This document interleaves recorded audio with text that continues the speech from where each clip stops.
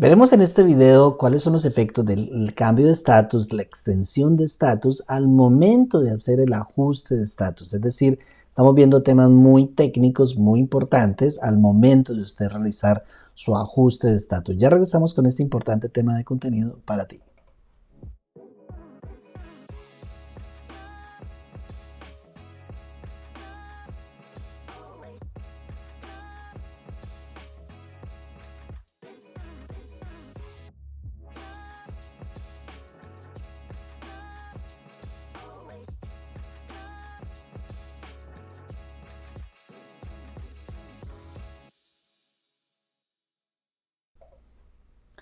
Gracias una vez más por estar aquí en nuestro canal. Te invitamos para que le des like a este video, que es un material de contenido importantísimo para ti y para quien lo pueda necesitar. Precisamente vamos a hablar de un tema importante que muchas personas pues obviamente han experimentado, han vivido en ese momento en hacer un cambio de estatus aquí dentro de los Estados Unidos o llevar a cabo una extensión de su estatus. Pero ¿cuáles son los efectos que esta persona que está en este tipo de situaciones tendría al momento de llevar a cabo su ajuste de estatus? Pero vamos a dar diferentes ejemplos aquí en estas presentaciones que vamos a brindarles a ustedes, pero también de igual manera cuáles son los efectos, cuáles son las consecuencias de llevar a cabo este tipo de situación.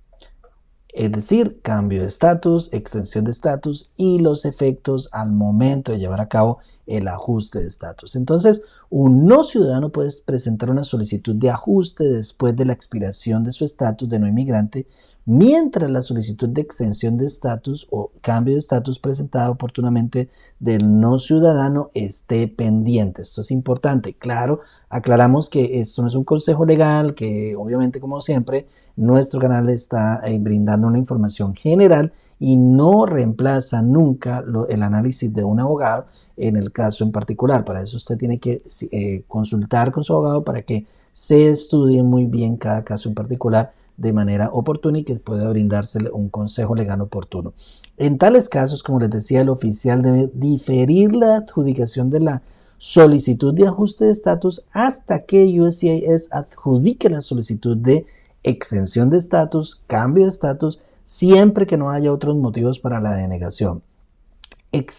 Si USCIS finalmente aprueba esta solicitud, bien sea de extensión de estatus o de cambio de estatus, entonces se considera que ese no ciudadano tiene un estatus migratorio legal en la fecha en que se presenta la solicitud de ajuste. Importante tema este, porque ustedes encontramos muchos casos durante nuestras consultas que desafortunadamente las personas ignoran estos aspectos y quedan sin un estatus de legalidad.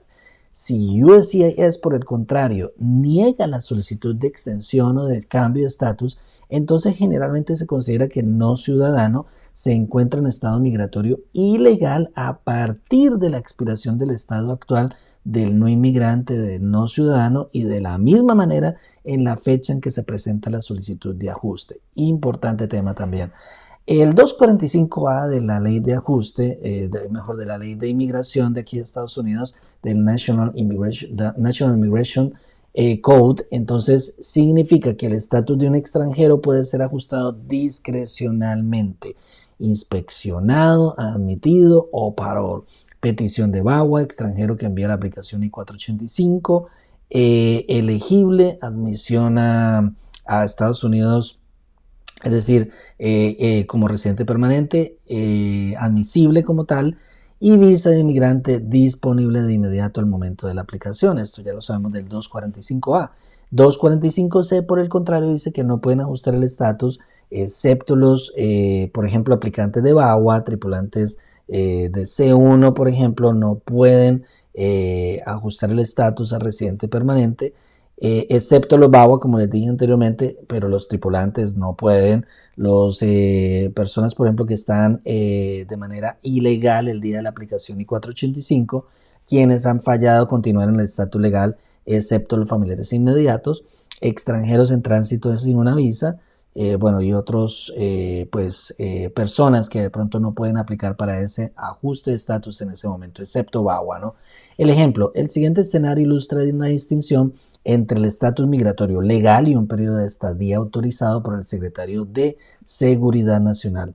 Ese escenario que vamos a presentarle proporciona un ejemplo de cuándo se puede considerar que un solicitante se encuentra en un estado migratorio ilegal después de haber presentado varias solicitudes para extender y cambiar su estatus. Miremos bien entonces qué nos dice esta gráfica, que está bien explícita. Es un poco difícil de entender, pero es más o menos para que ustedes entiendan cuándo la persona empezó a acumular esa ilegalidad. Este es un ejemplo cuando una persona no inmigrante puede quedar sin su estatus legal. Miremos bien, el primer cuadro, número 1, dice, el 28 de septiembre del 2007 fue admitida ese no inmigrante con una visa de turista. En la columna número 2 dice 16 de marzo del 2008, el empleador presenta una L1, que es una visa para ejecutivos de no inmigrante, y hace el cambio de estatus de la visa de turista, o mejor, del estatus de turista B2 a la L1. Luego en el número 3 dice lo siguiente, el 28 de marzo del 2008, la I-94 con la cual inicialmente ingresó esta persona en la columna número 1 vence en ese momento el 28 de marzo del 2008. Ya entonces pasaríamos a el número 4, sin básicamente el 10 de septiembre del 2008. Hasta ese entonces, esa persona que ingresó con la visa de turista presenta una extensión del estatus después de haber obtenido una solicitud de evidencia adicional o request for evidence. Entonces ahí podemos ver que ya la persona empezó pues básicamente su estatus de legalidad falló el 28 de marzo del 2008 cuando la persona no llevó a cabo su extensión del estatus oportunamente. Es decir, a pesar de que el empleador presentó en el número 2 el 16 de marzo del 2008 el cambio de estatus a L1, no presentó la extensión del estatus la persona en el número 3 para poder extender ese estatus de legalidad. Esto significa que en el número 5, como podemos ver, 7 de diciembre del 2008, esa solicitud de evidencia adicional y el cambio de estatus que se fue presentado en el número 2, que dice 16 de marzo del 2008, fueron negados. ¿Qué pasa entonces en el número 6? Miremos bien. 11 de enero del 2009, el empleador vuelve a aplicar una vez más la I-129 de la L1, que es la de altos ejecutivos, y el 7, número 7, dice el 8 de febrero del 2009, USCIS niega la extensión de estatus que se llevó en el número 5, como ustedes pudieron ver, 7 de diciembre del 2008, ya estaba fuera de lugar. Entonces en la número 7, USCIS dice, no, negamos esa extensión del estatus porque fue fuera de tiempo. Entonces miren bien en el número 8, 11 de febrero del 2009, ya muy tardía, meses después, USCIS aprueba la segunda petición, que es la número 6, que envió el empleador. Se supone que fue aprobada en la número 8, en el 11 de febrero del 2009, pero se niega el cambio de estatus porque el no inmigrante, es decir, esta persona que entró en el número 1 por allá el 28 de septiembre del 2007, ya se quedó hace tiempo sin un pues estatus legal. ¿Qué dice entonces el ejemplo? Para que ustedes entiendan un poquito mejor y después se pueden devolver al ejemplo gráfico que yo les escribí allí. Este ejemplo destaca que un no ciudadano que busca, y esto aplica para todos los ejemplos, básicamente para cuando usted viene con una visa de turista y hace un cambio a cualquier otro visa, a una O1, a una E2, a cualquier otro tipo de visa de no inmigrante, por ejemplo.